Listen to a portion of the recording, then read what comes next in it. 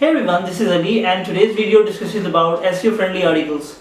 Like, I know there are people that are trying to get into this content writing thing, but they find writing very exhausting task. So I have developed a 5-step approach to simplify the process. First of all, you should understand that there are two types of websites. The one that offers information and the second one that is either offering a product or a service. And after that, you need to develop a structure for your article. Like, you could be writing a how-to article, a listicle, or an article that starts with W word, like how, why, when, etc. I will cover this topic in another video, so let's get back to our main topic, which is about SEO friendly articles. Once you have decided a structure for your article, your next step would be to write an interesting intro paragraph.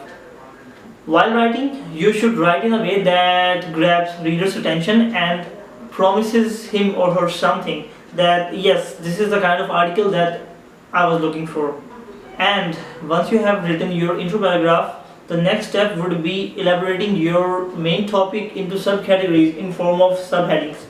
There are usually 3 to 8 subheadings. You can decide the number yourself, and with these subheadings you would be discussing the steps, the benefits, or the uses of the topic.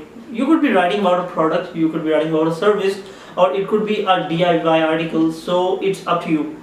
I'm just giving you a basic structure to form your article, but we will discuss about specific topics and how to write effectively in our other videos.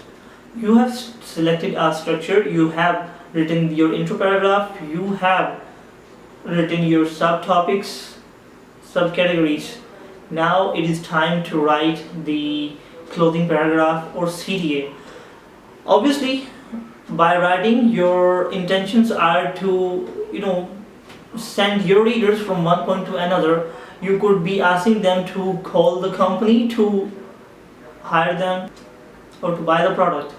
So your closing paragraph or CTA, call to action, should be relevant to your entire topic that you have been writing all along.